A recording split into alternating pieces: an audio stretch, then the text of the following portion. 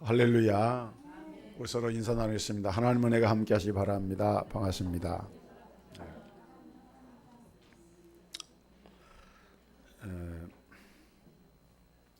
우리나라는 법치 국가입니다. 법에 의해서 다스려지는 나라다. 다른 말로는 인치라고 하는 것이 있습니다. 물론 법을 운용하는 것도 사람이니까 인치의 면이 있지만은 그러나 그 법을 운용하는 사람이 법에서 규정한 대로 나라를 다스릴 때 법치 국가라는 말을 사용하게 됩니다. 법이라고 하는 것이 뭔가? 법이라고 하는 것은 사람과 사람 사이의 약속이라고 말할 수가 있습니다. 그러니까 최소한의 이런 도덕적 이 기초에 의해서 한 약속이 바로 법이라고 말할 수가 있습니다. 한자로 법을 이렇게 보면은 물수변에다가 가을 끝자를 쓰는 게 법이거든요. 그러니까 법이라고 하는 것은 물이 흘러가는 것처럼 자연스러운 게 법이라는 거죠. 물이 흘러가는 것처럼 자연스러운 것, 그게 법이라는 거예요. 그러니까 우리가 인간 사회에 법이 세워졌다라고 하는 것은 사람의 이제 필요에 의해서 하나의 그 사회가 하나의 그 공동으로 그런 약속을 하면서 우리가 이런 법을 지키자, 이렇게 지키는 것이 우리 모두에게 좋겠다. 거기에서 이제 법이 만들어진 것이죠.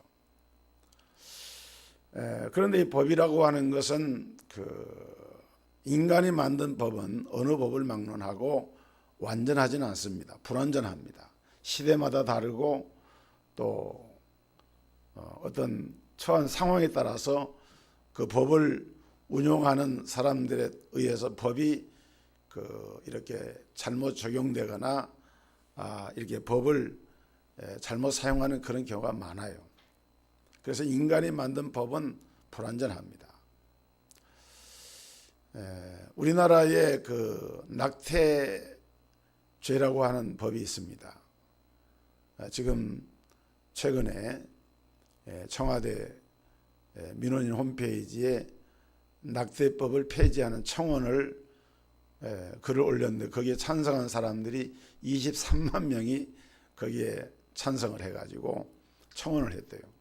청와대는 민원인이 한 달에 30일 동안에 20만 명 이상 청원을 들어오게 되면 거기에 대한 답변할 의무가 되어 있답니다. 그래서 아마 청와대가 금년간에 답을 해야 되는 그런 상황이라 그래요. 낙태죄가 뭡니까? 여성이 임신을 했는데 아이를 가졌는데 그 아이를 출산하지 않고 낙태시키는 것에 대해서 우리나라는 법으로 규정을 해서 1년 이하의 징역이나 200만 원 이하의 그 벌금을 부과하도록 하는 그런 법이 있습니다. 이게 낙태죄입니다. 근데 이것이 가임 여성의 자기 결정권을 침해하는 인격적인 그런 뭐냐면은 여성의 권익을 이렇게 해치는 그런 위헌 요소가 있다. 그래서 한 5년 전에도 헌법 소원이 돼가지고 헌법재판소에서 판결한 일이 있습니다. 여성의 자기 결정권도 중요하지만은 그보다 더 근본적으로 중요한 것은 태아의 생명이다. 태아가 임신 상태에서 생명체가 자라는 가운데 있는 그 생명체가 독립적으로 아직 하나의 생명체로 출산 안 됐지만은 그러나 그것도 하나의 생명체로서 존중이 돼야 된다. 그런 취지로 그 당시 헌법재판소에서 기각을 하고 낙태죄가 그대로 존속이 됐는데 이제 5년이 지나서 지금 다시 이 낙태죄를 가지고 이제 이것은 개인의 여성의 그런 자기 결정권을 침해하는 요소가 있으니까 이 낙태죄를 폐지하는 것이 좋다라고 글을 올렸는데 거기에 23만 명이 거기다가 찬성을 해서 청원을 해가지고 지금 사회적인 큰 이슈가 됐어요. 혹시 여러분 중에 저희 찬성하는 사람 있습니까? 여러분, 저는 이 논란을 보면서 어떤 생각하는가 하면은 참 우리 사회가 너무 많이 인본주의화하고 있고 어떤 적당주의, 편의주의 이런 것으로 많이 이렇게 기울고 있다. 아마 어쩌면은 아마 청와대도 답변하겠지만은 또 헌법재판소에서 이것을 가지고 논의하게 되면 지금 헌법재판관들이 상당히 진보적인 성향의 재판관들이 많이 들어가 있습니다. 그래서 아마 이 법이 어쩌면은 이제 낙태죄가 폐지될 수 있는 가능성도 있다라고 이렇게 보는 시각이 있는 것 같아요. 꼭 그렇게 되지는 아니라고 봅니다만은 그럴 수도 있다라고 하는 그런 정도까지 되어 있는 거예요. 여러분, 생명이라고 하는 것은 하나님이 주신 거예요. 생명, 생을 명하신 분이 하나님이십니다. 어떤 물론 특별한 경우는 있을 수가 있습니다. 그 아이를 출산함으로써 야기되는 아이 부모나 또 관계 당사자나 또 아이 생명 자체에 어떤 적절하지 못한 그런 상태에 의해서 어떤 산모의 생명을 이렇게 이업을 한다든지 뭐 이런 등등의 이유로 특별한 경우는 있을 수가 있어요. 그런 경우는 A로 한다 하더라도 낙태죄 자체를 폐지하겠다라고 하는 그 발상은 인간의 생명의 존엄과 생명을 부여하신 분이 하나님이시라고 하는 이 사실을 알지 못하는 아주 인간적이고 인간 편의주의적인 그런 발상에서 오는 잘못된 그런 청원인 것이죠. 사람의 생명은 어떤 이유로라도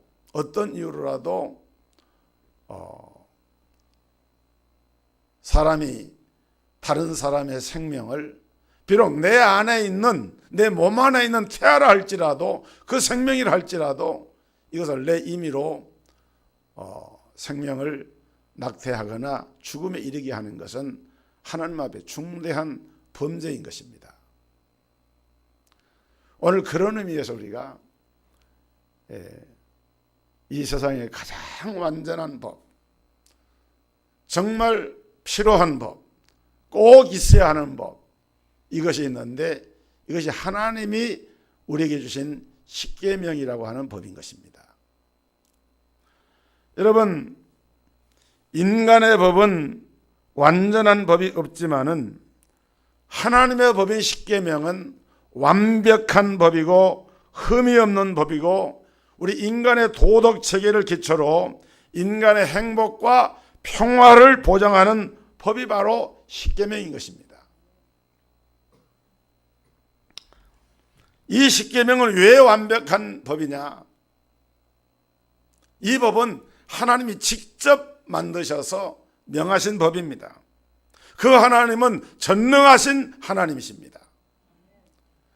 그 하나님은 우리 인간의 속사정과 우리 인간의 내면의 깊은 것까지 다 통달하시고 알고 계시는 하나님이신데 하나님이 법을 제정하실 때 불완전한 법을 만들 수가 없는 거예요. 그러니까 하나님은 인간을 창조하신 분으로서 우리가 어떻게 살아야 행복한지를 아시는 하나님이시기 때문에 이 십계명을 주실 때에도 우리 인간의 행복을 위해서 이 법을 제정하셨기 때문에 이 법은 완전한 법이 되는 것입니다. 또 대체적으로 이 세상에 있는 법들은 그 법 하나만 보면은 괜찮은데 다른 법하고 상충되는 게 많아요. 그래서 이 상충되는 것 때문에 이해 당사자들이 이해가 서로 충돌하다 보면은 법을 해석하고 적용할 때에 문제가 많이 발생을 합니다. 그러나 하나님의 법인 십계명은 완벽합니다. 간결합니다. 군더더기가 없습니다. 이 십계명을 왜 하나님이 우리 인간에게 주셨는가? 하나님이 십계명을 주신 목적을 오늘 잠깐 살펴보면서 오늘 자꾸 우리 사회가 법을 무시하고 하나님의 계명을 가볍게 생각하고 또 믿는 그리스도인 가운데서도 하나님의 법에 대한 이런 준법의 정신이 결여되어 가는 이런 세태 속에서 우리가 이 십계명을 다시 한번 하나님께서 왜 주셨는가, 이것을 살펴보려고 하는 것입니다. 첫째는 하나님께서 십계명을 주신 이유는 이 십계명은 다른 사람이 지키는 법이 아니라 구원받은 사람들이 지키는 계명이 바로 십계명이에요. 이스라엘 백성들이 애굽에서 400년 동안 종살이를 했습니다. 처음에 요셉이 애굽의 국무총리로 재직을 할 때에 그때는 히브리인들이 자기 동족인 히브리 사람 요셉이 총리가 돼서 나라를 다스리니까 어깨가 올라가고 자부심이 대단했죠. 왜냐하면 그 당시에는 요셉이 특별한 하나님의 지혜를 받아가지고 나라를 다스려서 칠풍칠룡을 잘 대비하고 나라를 견고하게 세우니까 요셉 같은 그런 총리가 없거든요. 그래서 요셉이 이렇게 등용이 되니까 이스라엘 사람들도 함께 이렇게 높임을 받아서 존중을 받는 그런 상태에서 살게 됩니다. 그런데 애굽에 요셉이 죽고 얼마 지나지 않아서 애굽의 왕조가 바뀌어집니다. 역성혁명이 일어나요. 그러니까 요셉을 알지 못하는 새 왕이 일어났다, 성경에 그렇게 말했는데, 그것은 요셉에 대한, 요셉과 함께 했던 그 왕조 자체가 무너져 버리고 전혀 새로운 왕조가 애굽에 이제 자리를 잡게 되면서 이들은 본질이 다른 거예요. 같은 애굽 나라지만은 전 왕조에 비해서 아예 말하자면은 그 종족 자체가 다른 종족이에요. 그런데 이 사람들은 애굽인들을 말하자면 가장 우선주로 생각합니다. 지금 미국의 대통령이 포스트 아메리카, 미국 우선주의로 표방하고 보호정책을 쓰고 이렇게 하는 것처럼, 그때 이 애굽의 바로 왕은 애굽 사람들을 최우선으로 대우하고, 근데 가만히 보니까 히브리 사람들이 자꾸 세력이 커지거든요. 그러니까 세력이 커지는 이 히브리인들을 견제하기 위해서 벽돌을 쌓게 하고 성을 쌓게 하고 도로를 만들고 아주 힘들고 어려운 그런 노동을 하게 해가지고, 그래서 이 사람들을 어떻게든 더 번성하지 못하도록 말하자면 탄압을 한 것이죠. 그런데 성경에 보면은 학대를 받으면 받을수록 이스라엘 백성이 더 강성해졌다. 하나님이 함께 하시니까 이스라엘 백성들을 바로 왕이 아무리 학대를 해도 학대를 하면 할수록 더 강성해지는 거예요. 더욱 놀라운 것은 바로 왕이 그때에 생각하기를, 히브리 여인들이 아이를 낳을 때 여자아이를 출생할 때는 살려주고 남자아이를 살려면 죽이라는 명령을 히브리 산파들에게 명령을 합니다. 그래서 이제 히브리 사람들은 아이를 낳게 되면 남자아이는 살 수조차 없게 된 거예요. 그런데 하나님의 특별한 은혜로 이 레이지파 가운데 이 게르솜이라고 하는 사람의 집안에서 한 준수한 어린아이가 태어나는데 그게 바로 모세였어요. 그래서 모세도 더 이상 기를 수가 없어서 한 100일쯤, 한 석 달쯤 됐을 때 저 하숫가에 버려진 아들 아니었습니까? 근데 하나님이 극적인 은혜로 바로의 공주의 그 손에 들어가서 거기서 자라가지고 40년 동안 왕궁에서 생활하다가 살인사건으로 도망가서 저 미디안 광야로 가서 또 40년 동안 목동생활을 하는데, 하나님께서 모세를 부르셔서 너는 내 백성 이스라엘을 애굽에서 이끌어내라 하는 명령을 받게 돼. 그때까지 애굽에 살고 있는 이스라엘 백성들은 종살이를 하고 있는 거예요. 엄청난 종사를 하고 있는 겁니다.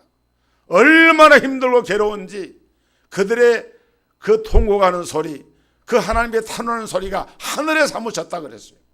그래서 하나님이 모세를 보내셔가지고 애굽에서 이스라엘 백성들을 이끌어내셔가지고 호렙산으로 이끌어내서 홍해를 건너고 광야를 지나서 이제 그 광야로 들어가는 그 초입에 있는 그곳에 호렙산에 모세가 올라갔을 때 하나님께서 그때에 하나님의 백성 이스라엘 백성들이 주신 법이 바로 십계명이었어요. 이 십계명을 그 당시에 이스라엘 백성이 주신 것은 이스라엘 백성들이 구원받은 백성이기 때문에 너희는 더 이상 종이 아니다. 너희는 더 이상 애굽에서 종살하는 사람들이 아니다. 너희는 하나님에 대한 선민이고 너희는 자유인이 되었다. 너희는 자유인이 되었으니까 이제는 자유인답게 살면서 이 법을 지켜 행하라 하고 주신 것이 이 법이었다 그 말이에요. 그러니까 이 말씀을 오늘 우리 그리스도인의 삶의 신앙생활에 그대로 적용을 해본다고 하면은 이 법은 죄의 종로를 하고 있는 이 세상 사람들에게 주신 법이 아니라 애국과 같은 세상에서 죄악된 세상에서 구원함을 받은 하나님의 백성 예수의 보혈로 홍해를 건너고 예수의 보혈로 죄세점을 받고 구원받은 하나님의 백성들에게 주신 법이 바로 이 십계명이라고 하는 법이라 그 말입니다. 구원받은 백성이 지키는 법이에요. 그런데 성경에 보면은 이스라엘 백성들은 착각을 하고 오해를 했어요. 이 사람들은 어떻게 생각했는가 하면은 십계명을 자기들이 지켜야 구원받는 것을 생각을 했어요. 물론 그 말도 나쁜 말은 아니에요. 그러나 우리가 그 일이라고 하는 것은 전후 순서가 있거든요. 십계명을 지켜야 구원받는 것하고 구원받은 백성들이 십계명을 지키는 것은 큰 차이가 있습니다. 오늘 복음 안에서 예수 그리스도의 피로 제사함 받고 구원받은 우리 성도들이 하나님의 자녀들이 이 구원받은 은혜의 감격과 감사 속에서 하나님께서 우리에게 주신 이 십계명을 우리가 지키는 것이 우리에게 주어진 일인데 어떤 사람들은 지금도 구약의 율법처럼 구약의 율법을 우리가 지켜야만 구원받는 것을 생각을 하고 착각을 한다는 거예요. 그렇지 않습니다. 이미 구원받은 백성들에게 주신 계명인 것을 기억하시기를 주의 이름으로 축원합니다. 이미 구원받은 사람에게 이걸 지켜라 하고 주신 거예요. 그렇기 때문에 이 십계명은 하나님께서 우리 인간에게 족쇄를 채우기 위해서 주신 것이 아니라 인간의 행복을 위해서 주신 계명이라는 사실을 알아야 합니다. 여러분, 사람을 가장 얽어매는 것이 뭔지 아십니까? 역사적으로 보면은 사람을 가장 얽어매는 것이 뭐냐면은 잘못된 종교예요. 사람이 아닙니다. 인간을 힘들게 하고 인간을 아프게 하고 억압하게 하고 규제하는 것은 이 타락한 종교, 특히 우상 종교들입니다. 여러분, 애굽이라고 하는 나라는 어떤 나라였는가 하면은 태양신을 숭배하는 나라입니다. 원래 이 파라오라고 하는 이 바로라고 이름하는 이 파라오라고 하는 이 이름의 유래는 태양신의 아들이라는 뜻이에요.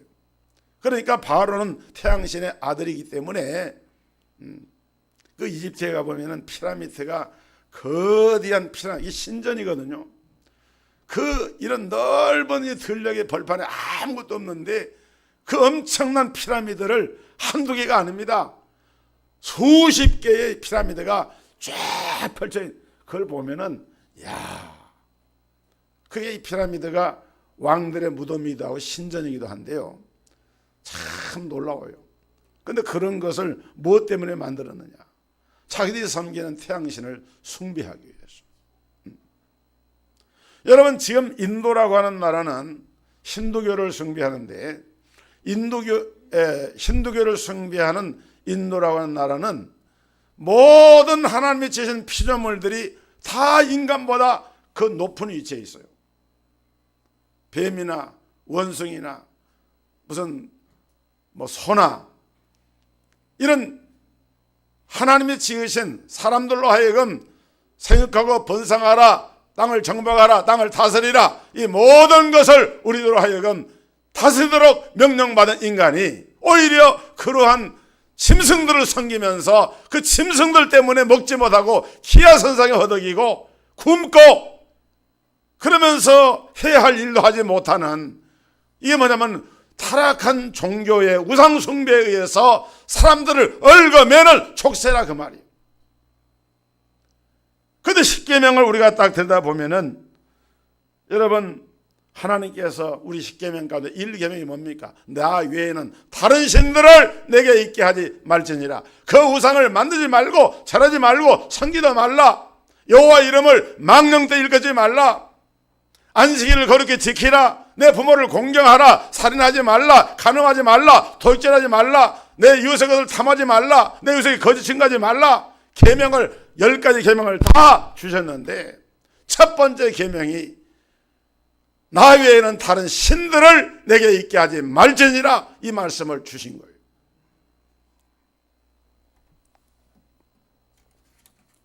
여러분, 우리는 하나님의 형상대로 지음을 받은 가장 존귀한 피조물들입니다. 너무도 고귀한 피조물이 우리 인간이에요.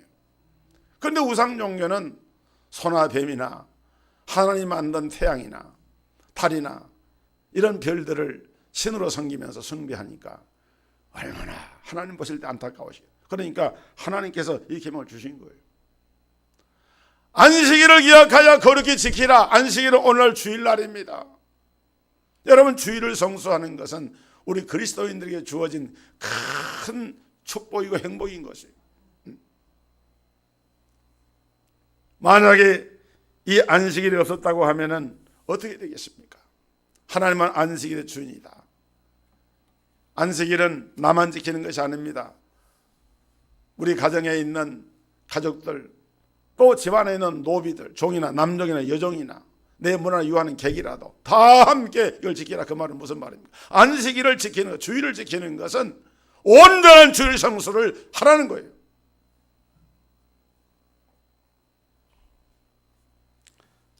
부모를 공경하는 것도 마찬가지입니다. 여러분, 부모를 공경하면은 내가 힘들고 내가 어릴 것 같지만은 아닙니다.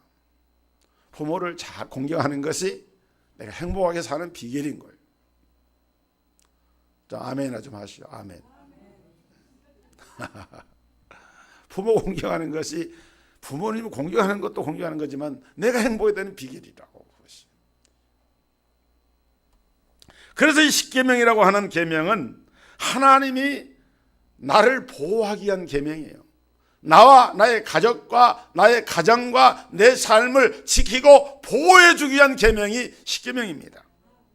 많은 사람들이 오해를 합니다. 아, 십계명은 우리 인간의 삶을 너무 많이 규제한다.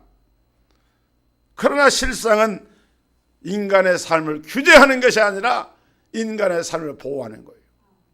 여러분, 사람이 살아가는 데는 인생의 도라고 하는 것이 있습니다. 여러분, 기차는 철도, 철길을 따라서 가야지 철도를 이탈하게 되면 탈선하게 되는 거예요. 인생의 도가 있는데 하나님께서 십계명이라고 하는 이런 규례를 통해서 우리가 어떤 방향으로 나아가야 할 것인가를 딱 하나님께서 아주 간결하게 가르쳐 주신 거예요. 예를 들어서 성경에 보면은, 여러분 성경의 십계명을 보면은 두 가지 계명은 이렇게 하라 그랬고, 두 가지 계명이 뭡니까? 안식일을 그렇게 지키라, 내 부모를 공경하라, 이 두 가지 계명 하라는 거예요. 나머지 계명은 전부 다 하지 말라는 거예요. 하지 말라. 그런데 여러분 깊이 생각해 보면은, 예를 들어서 살인하지 말라, 이 계명은 내가 남의 생명을 해하지 말라는 계명도 되지만은 한편으로는 이 계명이 있으므로 다른 사람이 나를 해하지 못하도록 하나님 규제하는 것 아닙니까? 오늘날 살인하지 말라라는 이 계명이 살아 있어야 되는 거예요. 낙태금지법. 여러분, 낙태금지법이 왜 살인죄라고 이렇게 낙태죄라고 이렇게 명시되지 않고 살인죄라고 명시되지 않고 낙태죄라고 명시됐을까요? 엄밀하게 말하면 낙태죄도 살인죄예요. 그런데 낙태라고 하는 특별한 상황에서 또 이런 일반화해서 말하기는 어렵지만은 어떤 특별한 상황을 있기 때문에 그것을 일반화해서 살인죄라고 하는 것은 이건 너무 당사자에게 말하자면 중압감을 주고 이런 문제가 있기 때문에 그냥 낙태하는 그 행위 자체를 죄라고 말을 붙여가지고 낙태죄 이렇게 된 거예요. 또 보건법에서는 뭐 임신중절법, 임신중절 법을 위반했다, 임신중절법을 위반했다 이렇게 또 표현한다 그러더라고요. 근데 중요한 것은 이 살인이라고 하는 것이 얼마나 무서운 일인가를 우리가 알아야 한다는 것이에요. 살인하지 말라. 바로 이 계명은 내 생명을 하나님께서 보호하기 위해서 주신 계명입니다. 간음하지 말라 하는 이 계명도 내가 다른 사람과 부정한 관계를 갖지 말라는 명령도 되지만은 남들이 다른 사람이 내 남편이나 내 아내나 내 딸이나 내 자매나 이들을 건드리지 말라는 그런 계명인 거예요. 도적질도 마찬가지입니다. 도적질하지 말라. 내가 남의 것을 도적질하지도 말아야 되지만은 이 계명 때문에 다른 사람이 내 것을 도적질하지 못하도록 하나님께서 금하신 거예요. 나를 보호하기 위해서, 내 재산을 보호하기 위해서. 그러면서 하나님은 이 모든 계명들이 나와 내 가정과 나의 행복을 위해서 주신 계명에도 불구하고 이 계명을 순종하며 지켜 순종하면은 내가 너에게 복을 주겠다. 내가 너로 하여금 천대까지 은혜를 베풀겠다. 내 생명을 길게 해주겠다. 이런 약속이 있는 계명으로 하나님께서 십계명을 우리에게 주셨다 그 말입니다. 얼마나 여러분 감사한 일입니까? 오늘 우리 하나님은 십계명의 복을 약속하면서까지 이렇게 계명을 지키라고 말씀한 것은 오늘 우리 사회가 또 믿음의 공동체가 그래야만 이 계명이 지켜져야만 건강한 공동체가 되고 그래야만 그 사회가 건강한 사회가 되기 때문에 그런 거예요. 지금 여러분 동성애법이라고 하는 것, 동성 간의 연애나 동성 간의 결혼을 인정하는 그런 법안을 국회에서 지금 통과를 시키려고 지금 입법 청원에 들어와서 지금 논의가 되고 있는데 심각한 문제예요. 이런 것들이 어디에서부터 오는 것이냐? 하나님의 계명이 십계명이 무너지니까 사람들이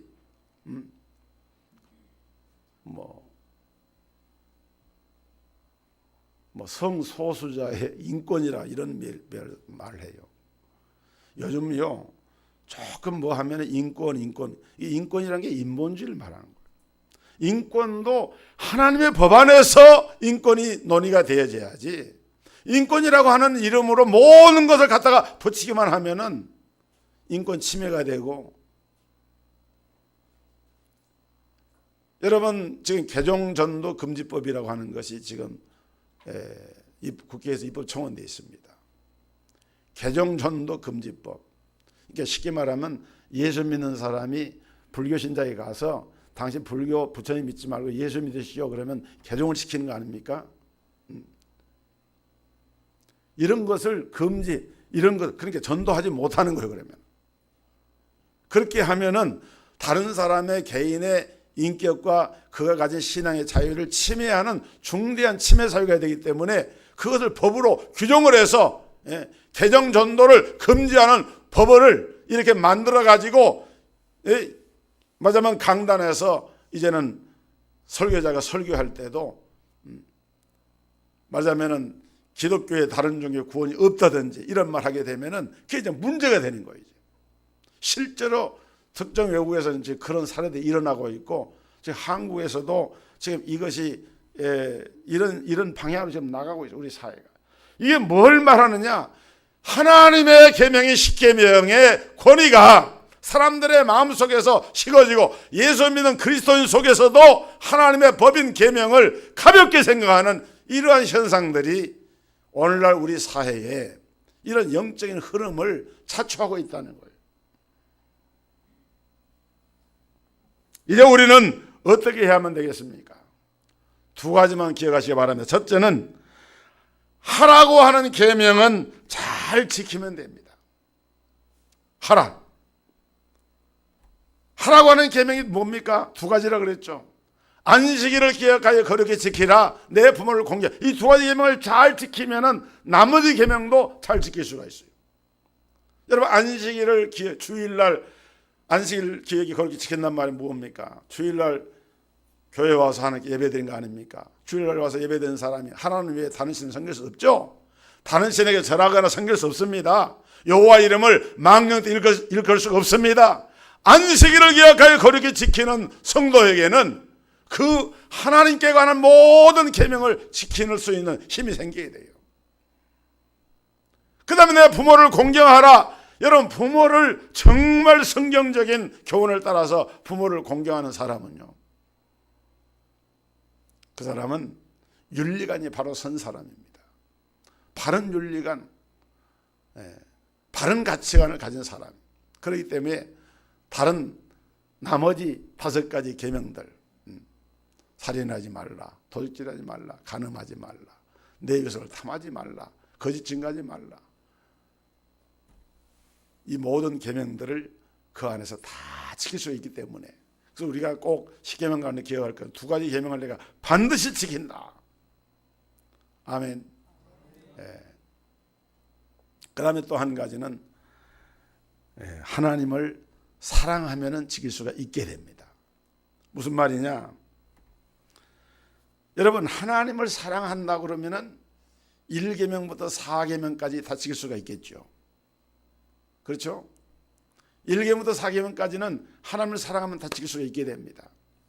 그래서 예수님께서 너는 마음을 다하고 목숨을 다하고 힘을 다하고 내 성품을 다해서 주 너희 하나님을 사랑하라 하는 이것이 첫째 계명이다. 둘째는 이것이니 너희 이것을 내 몸과 같이 사랑하라 하는 이 계명이다. 이 2가지 계명을 말씀을 했어요. 그러니까 계명이라고 하는 것은 다른 말로 말하면 하나님을 정말 사랑하는 마음을 내 마음에 담고 있으면은 하나님의 십계명을 지키는 것은 전혀 어렵지가 않습니다. 할렐루야. 하나님을 사랑하세요. 하나님을 사랑하세요. 하나님을 정말 내가 뜨겁게 사랑하고 하나님 없으면 나 살 수 없습니다. 예수 없으면 살 수 없습니다. 성령 은혜 없으면 내가 살 수 없습니다. 이 믿음을 가지고 하나님께 고백하는 사람은 하나님의 계명을 지킬 수가 있는 거예요. 그 다음에 여러분 이웃을 내 몸같이 사랑하라. 여러분 이웃을 사랑하는 마음을 가지는 사람이 그 하나님의 계명, 하나님이 명하신 금하신 그것을 지킬 수가 있는 힘을 얻게 되는 거예요. 십계명은 이미 그리스도께서 완성하신 것으로서 이것을 우리가 지켜야 구원을 받는 것이 아니라 구원받은 백성이기 때문에 하나님의 자녀이기 때문에 우리는 감사함으로 믿음으로 이 계명을 지키는 것입니다. 이 은혜가 우리 성도들이 깊이 임하기를 주의 이름으로 축복합니다. 하나님 감사합니다. 오늘 우리 시대에 많은 법들이 세워지고 또 법들이 폐지가 되고 또 입법 청원을 하고 이런 혼란한 이런 세상에서 인간의 도덕적인 삶과 영적인 삶을 위한 가장 근본적인 법으로 십계명을 제정하시고 명하시면서 이 법을 하나님의 영광을 위할 뿐만 아니라 우리의 행복과 우리 자신을 위하여서 이 법을 지켜 행하라고 명하신 주님의 말씀을 저희들이 묵상했습니다.